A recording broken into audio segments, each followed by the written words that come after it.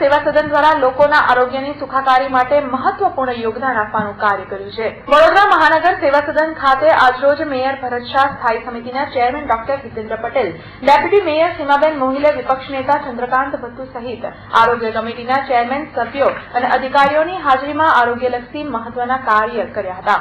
મેયરના હસ્તે 18 જેટલા લાભાર્થીઓને આજરોજ મોટી બીમારીની સારવાર અર્થે 8,64,000 ઉપરાંતની સહાય ચેકનું વિતરણ કરવામાં સાથે સાથે આજરોજ મેયર સહિત અગ્રણીઓની હાજરીમાં શહેરના 4 ઝોનમાં 4 હોમિયોપેથિક ક્લિનિકને પણ ખુલ્લા મૂકવામાં આવ્યા હતા। હોમિયોપેથિકની નિઃશુલ્ક સારવાર તમામ ઝોનમાં શરૂ કરી લોકોના આરોગ્યની સુખાકારી માટે એક આગવું કદમ હતો। વિપક્ષ નેતાએ પણ કોર્પોરેશનની આરોગ્યલક્ષી સેવાને આવકારી હતી। 18 જણાને ચેકોનું વિતરણ કર્યું છે અને સાથે સાથે આજે વડોદરા શહેરમાં એક નવું સોપાન આજે આપણે ચાલુ કરી રહ્યા છે।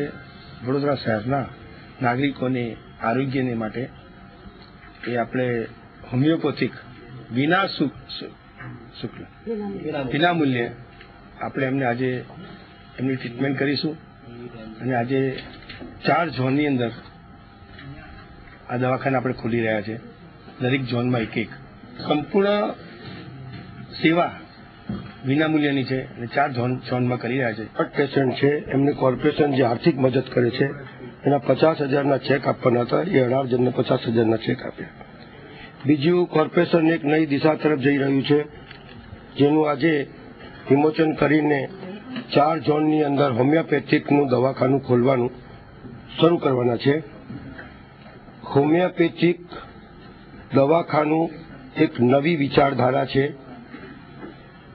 બહુ જૂની પદ્ધતિ છે, પણ આપણે એપ્લાય નહોતી કરી, જેને એપ્લાય કરવા જઈ રહ્યા છે અને એ પણ વિનામૂલ્યે।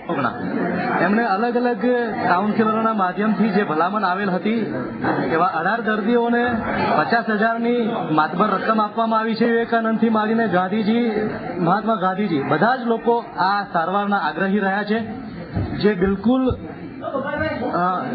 ઓછા ખર્ચે અને દર્દીને સારી રીતે આડઅસર, વિધાઉટ આડઅસર પણ આપણે સારવાર પહોંચાડી શકીએ એ હેતુથી 4 ઝોનમાં, જેમાં પૂર્વ ઝોનમાં જૂની વોર્ડ ઓફિસ 9 નંબર, પશ્ચિમ ઝોનમાં 11 નંબરની ઓફિસ, ઉત્તર ઝોનમાં 8 નંબરની ઓફિસ અને દક્ષિણ ઝોનમાં જૂની 3 નંબરની ઓફિસમાં, જેનો આજથી જ મેયરશ્રીના હસ્તે એક લોન્ચિંગ કાર્યક્રમ રાખવામાં આવેલ હતો।